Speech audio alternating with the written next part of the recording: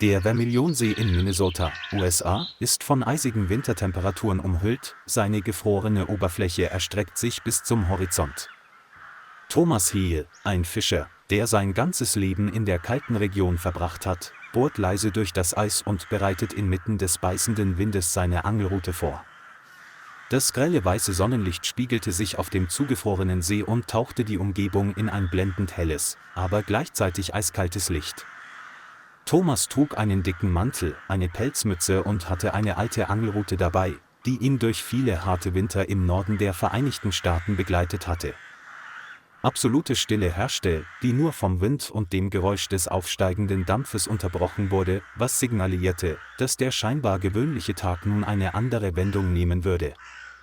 Während er seine Angelrute einholte, entdeckte Thomas plötzlich eine graubraune Masse, die zwischen den Eisbrocken trieb. Zunächst dachte er, es handle sich lediglich um den Kadaver eines unglücklichen Tieres, das im eiskalten Wasser des Sees gefangen war. Thomas kam näher, seine Schritte waren vorsichtig auf dem Eis, das in der Gegend leichte Risse aufwies.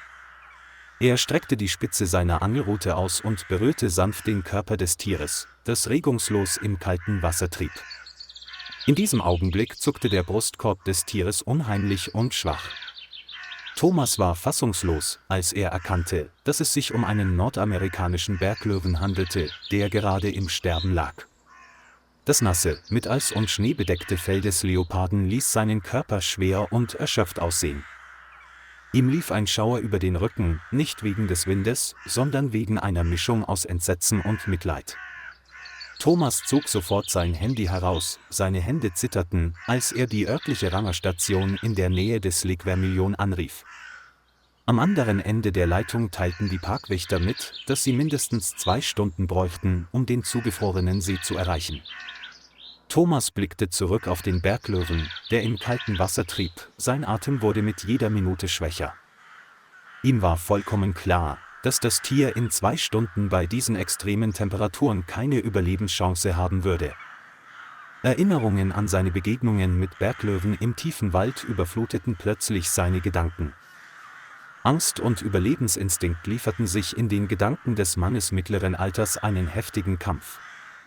Thomas wusste, dass seine nächste Handlung sein eigenes Leben gefährden könnte. Er verstand aber auch, dass er, wenn er sich abwandte und wegging, den Rest seines Lebens mit Reue verbringen würde. Ohne lange zu zögern, beschloss Thomas, sich dem sterbenden Berglöwen selbst zu nähern. Er zog seinen Mantel aus und gab den Blick auf seinen Körper frei, der unter der grellen, weißen Sonne vor Kälte zitterte. Jeder Schritt, den er tat, sank in das eisige Wasser ein, es fühlte sich an, als würde ihm ein Messer ins Fleisch schneiden. Die Eissplitter trafen ihn und erzeugten in der Stille ein eisiges Geräusch. Als er nahe genug herangekommen war, beugte sich Thomas hinunter und berührte das kalte, steife Fell des Berglöwen. Er spürte, wie seine Atmung sehr schwach war, sein Herzschlag langsam und sein Körper vor Hunger und Kälte erschöpft. Thomas vermutete, dass der Leopard beim Versuch, Fische zu jagen, in den See gefallen und dort stundenlang gefangen gewesen war. In diesem Moment wusste er, dass es kein Zurück mehr gab, er konnte nur noch vorwärts gehen. Thomas nahm all seine Kraft zusammen und hiefte den schweren Berglöwen auf seine Schulter. Kaltes Wasser tropfte von seinem durchnässten Fell und klebte an seinem nackten, mit Frost bedeckten Körper. Er folgte dem Rand des rissigen Eises, jeder Schritt barg die Gefahr, in den See zu fallen. Thomas atmete schnell, seine Brust schmerzte vor Kälte und der Last auf seinen Schultern.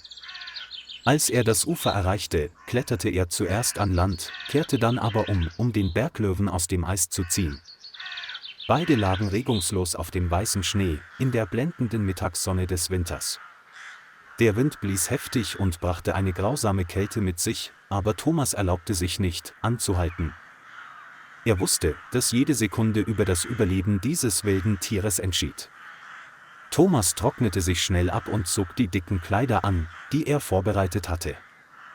Er benutzte ein großes Handtuch, um das durchnässte Fell vom Körper des Berglöwen zu trocknen.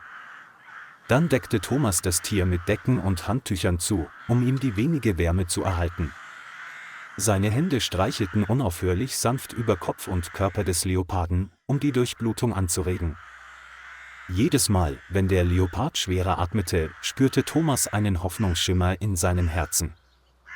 Dennoch hielt er stets einen sicheren Abstand, aus Angst, seine wilden Instinkte könnten plötzlich wieder zum Vorschein kommen. Die Zeit verging langsam im kalten Wind und dem trüben, weißen Sonnenlicht. Thomas konnte nur hoffen, dass die Parkwächter rechtzeitig eintreffen würden, bevor es zu spät wäre.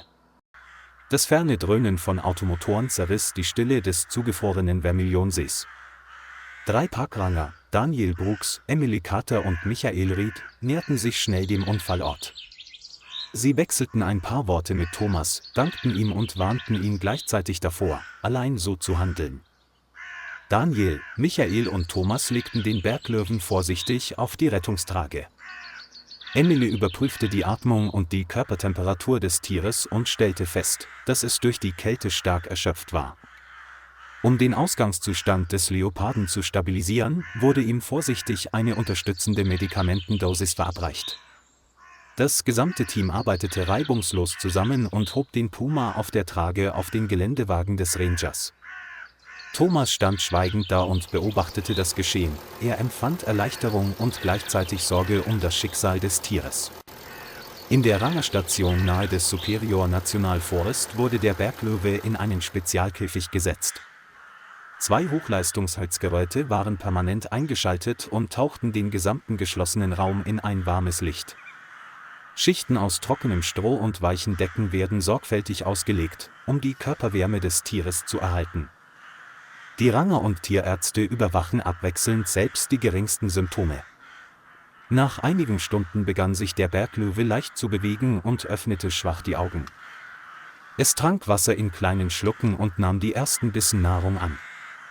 Auf den Gesichtern derer, die außerhalb des eisernen Käfigs standen, war Erleichterung zu erkennen. Alle verstanden, dass das Tier den gefährlichsten Moment überstanden hatte. Am nächsten Morgen konnte der Berglöwe aufstehen und langsame Schritte machen.